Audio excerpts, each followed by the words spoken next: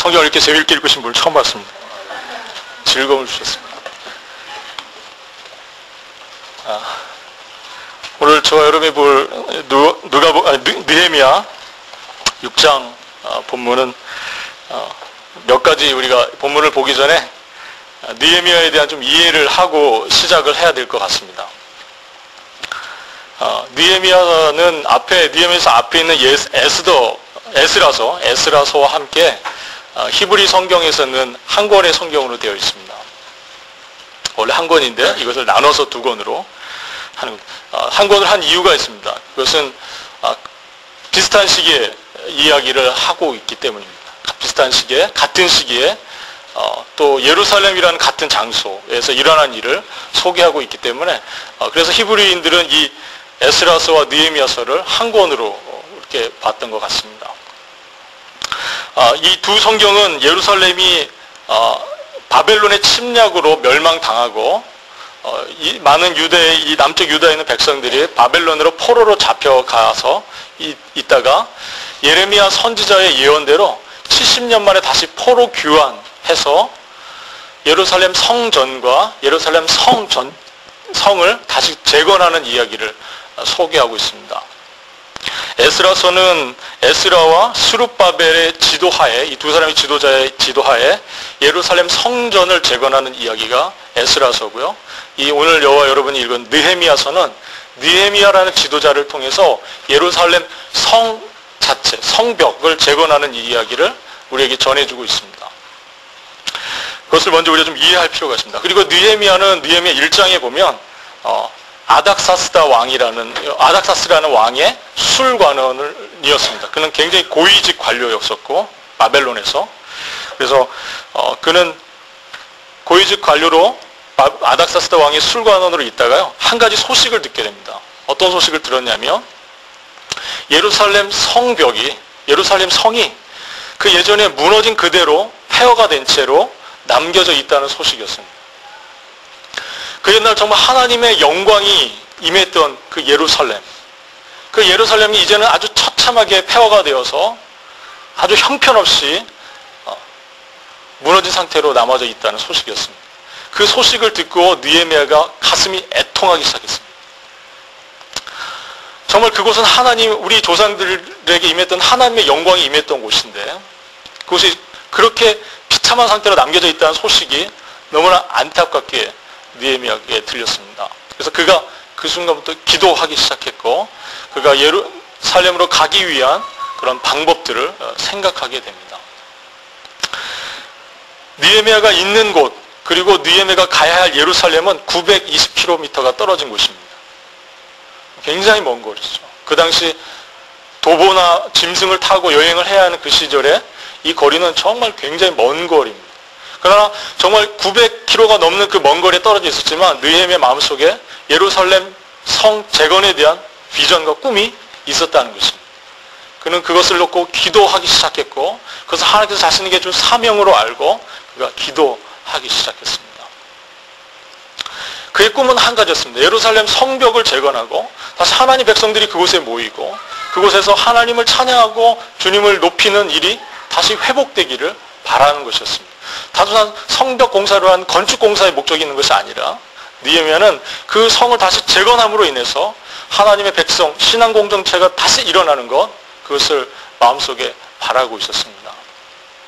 그래서 그는 그 마음속에 그 거룩한 꿈과 비전을 가지고 기도하기 시작했습니다.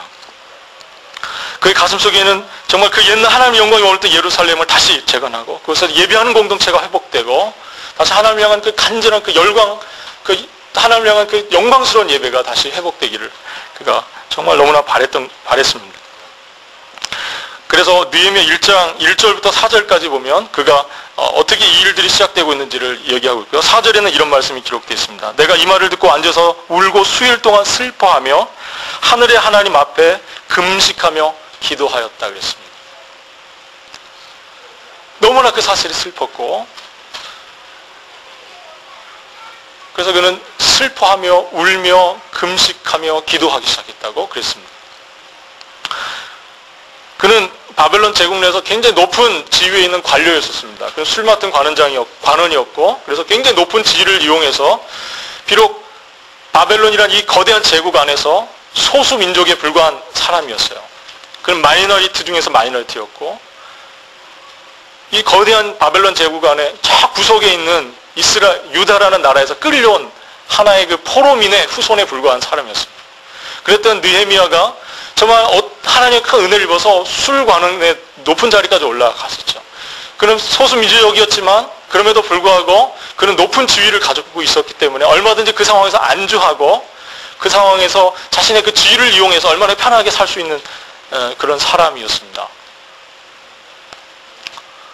그러나 그는 그런 삶에 안주하기보다는 하나님의 영광을 위해서 그리고 하나님의 백성들을 위해서 무엇인가를 하기를 원했습니다. 그 옛날 모세가 바로 왕궁의 그 왕자의 그 지위, 그 편안한 자리를 버리고 하나님의 백성들과 함께 고난받는 일을 기뻐했던 것처럼 느헤미야는 그 자신의 지위에 만족하고 안주하기보다는 하나님의 백성을 위한 그리고 하나님의 영광을 위한 삶으로 자신을 던졌습니다. 그는 자신의 부르심과 자신의 소명, 그 사명이 무엇인지를 알고 있었고 그래서 그것을 위한 삶으로 자신을 던지고 헌신하기 시작했습니다. 모든 사람들이 예수님을 구원자로 믿고 그분을 삶의 주인으로 모시게 되면 꼭 일어나는 삶의 변화 한 가지가 있습니다. 여러분 이걸 잘 체크하셔야 됩니다. 내가 예수님을 구주로 믿고 주인으로 섬긴 이후에 여러분들 삶에 이런 변화가 있었는지를 꼭 보셔야 됩니다. 그것은 뭐냐면 소명의식입니다. 사명감입니다. 하나님의 영광을 드러내고자 하는 열정. 하나님의 나라와 그의 뜻을 이루기 위한 그런 열망이 우리의 삶에 일어나기 시작한다는 것입니다.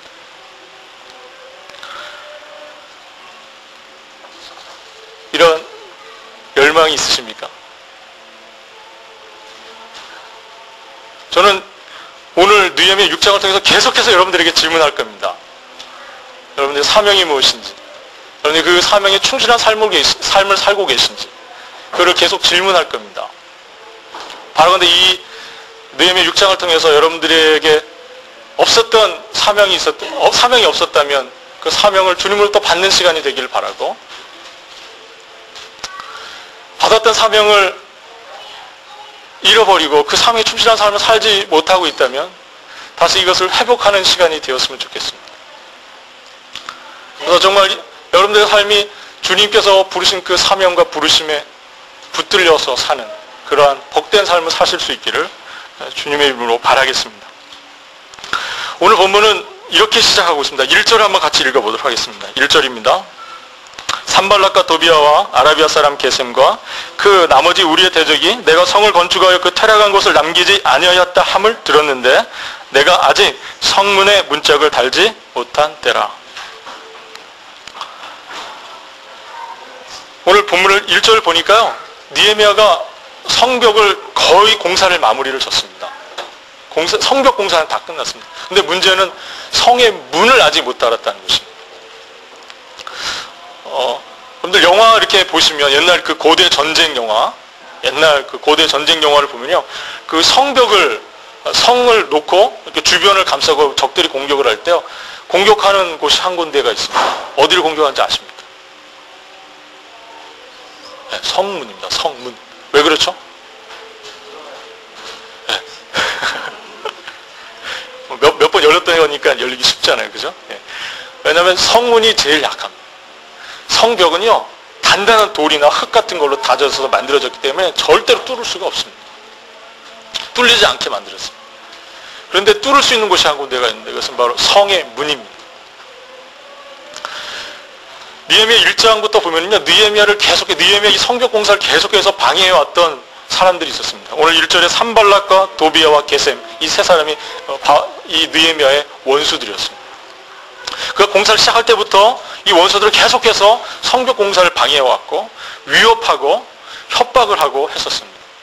이제 마지막 성이 다 완성되어가는 시점에서 성의 문을 달지 못한 이 시점은 이 원수들에게 마지막 공격을 할 수 있는 찬스입니다. 그 찬스를 이 원수들이 모르지 않았고 느헤미야도 역시 그것을 모르지 않았습니다. 성에서 성문을 마지막으로 다는 이 일이 얼마나 중요한 일인지 느헤미야는 잘 알고 있었습니다. 2절 한번 같이 읽어보겠습니다. 2절. 이 원수들이 그래서 마지막 이 찬스를 어떻게 잡으려고 하는지를 우리 보도록 하겠습니다. 2절입니다. 산발락과 게셈이 내게 보내어 이르기를 오라 우리가 오노평지 한 촌에서 서로 만나자 하니 이는 실상을 나를 해코자 함이라. 이 원수들이 어떻게 공격을 시작했냐면요. 우리가 비록 이전까지 있는 원수처럼 이렇게 으르렁대고 싸워왔지만 이제는 우리가 대화를 좀 하자는 것입니다. 그 대화의 내용은 뭐냐면 7절에 나와 있습니다. 우리 7절 한번 같이 읽어보겠습니다. 내가 선지자를 세워 예루살렘에서 너를 들어 선전하기를 유다의 왕이 있다 하게 하였으니 이 말이 왕에게 들릴지라. 그런즉 너는 이제 오라 함께 의논하자 하였기로. 이 사람들이 어떤 얘기를 하면요. 야 너가 어떤 문제에 지금 봉착했어. 어떤 문제냐면 너가 그 성벽을 그렇게 열심히 짓는 이유가 너가 결국은 유다의 왕이 되려고 하는 게 아니냐. 너가 선지자들을 세워서 선전하게 하고 결국 너가 왕이 되려고 하는 거 아니냐. 이 이야기가 바벨론에 있는 왕에게 들렸다는 것입니다. 그러니까 이 문제를 해결하기 위해서 만나서 이 얘기를 하자는 것이죠. 평화회담을 제안한 것입니다. 얼마나 나이스합니까? 그죠? 그전에는 서로 칼을 들고 싸우는 사이였는데 이제 그 문제를 해결하겠다. 이거 어려움에 빠졌으니까 우리가 도와주려고 그러는 거야. 그러니까 나와서 한번 얘기를 하자는 것입니다. 얼마나 나이스한 제안입니까? 그죠? 원수가 자기 도움을 돕겠다고 평화, 만나서 얘기 좀 하자 하는 것입니다. 그런데 느헤미야의 대답이 아주 매정합니다. 3절 한번 같이 보겠습니다. 3절입니다. 내가 곧 저희에게 사자들을 보내어 이르기를 내가 이제 큰 역사를 하니 내려가지 못하겠노라. 어찌하여 이 역사를 떠나 정죄하게 하고 너희에게로 내려가겠느냐. 갈 수 없다는 것입니다. 쉽게 얘기해서요. 느헤미야는 눈치를 챘습니다. 어떤 눈치를 챘냐면 이 제안 속에 이 미소를 지면서 앞에서 제안한 이 제안 뒤속에 있는 그들의 속임수와 거짓을 느헤미야가 알고 있었습니다.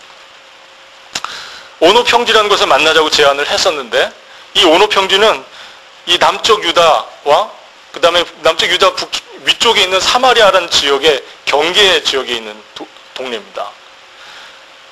느헤미야는 유다의 총독으로 임명을 받아서 이 남쪽 유다 지역을 관할하려고 보냄을 받은 총독입니다. 그의 행정구역상 자신의 힘이 미칠 수 있는 마지막 책 북단이 오노라는 지역입니다. 그는 자신이 그곳에 갔을 때 닥칠 수 있는 위험을 잘 이해하고 있었습니다. 왜냐하면 이것이 경계 지역이고 적들의 손이 가까이 얼마든지 힘이 미칠 수 있는 사마리아 지역의 접경 지역이기 때문에 이것이 분명히 거기에 모함이 있고 그것에 분명히 속임수가 있다는 것을 느헤미야가 잘 알고 있었습니다. 느헤미야는 굉장히 이 부분에서 그의 탁월함을 우리에게 보여주고 있습니다. 그는 자신이 할 수 있는 영역과 할 수 없는 것 그리고 자신이 해야 할 것 하지 못할 것에 대한 분명한 것을 이해하고 있었던 그런 탁월한 믿음의 사람이었습니다. 느헤미야서 1장부터 보면 느헤미야는 굉장한 기도의 사람입니다. 그는 우리가 아까 읽었던 1장 4절부터 시작을 해서 그는 계속해서 기도하는 그런 사람인 것을 보게 됩니다. 아주 짧지만 필요할 때마다 순간순간마다 하나님의 도우심이 필요할 때 그는 간절하게 하나님 앞에 기도하는 그런 사람이었습니다. 그러나 그는 기도만 하는 사람은 아니었습니다. 그는 자신이 해야 할 일, 자신에게 맡겨진 책무, 의무와 책임에 대해서 그리고 자신의 권한에 대해서 그것을 잘 이해하고 있었던 그런 사람이었습니다. 우리 2장을 한번 보겠습니다. 2장, 우리 느헤미야 2장 11절로 16절을 한번 보겠습니다. 제가 좀 빠른 속도로 읽겠습니다. 느헤미야 2장 11절로 16절입니다. 내가 예루살렘에 이르러 거한 지 3일에 내 하나님이 내 마음을 감화하사 예루살렘을 위하여 행하게 하신 일을 내가 아무 사람에게도 말하지 아니하고 밤에 일어나 두어 사람과 함께 나갈새 내가 탄 짐승 외에는 다른 짐승이 없더라. 그 밤에 골짜기 문으로 나가서 용정으로 분문에 이르는 동안에 보니 예루살렘 성벽이 다 무너졌고 성문은 소화되었더라. 앞으로 행하여 샘문과 왕의 못에 이르러는 탄 짐승이 지나갈 곳이 없는지라. 그 밤에 시내를 쫓아 올라가서 성벽을 살펴본 후에 돌이켜 골짜기 문으로 들어가서 돌아왔으나 방백들은 내가 어디 갔었으며 무엇을 하였는지 알지 못하였고 나도 그 일을 유다 사람들에게나 제사장들에게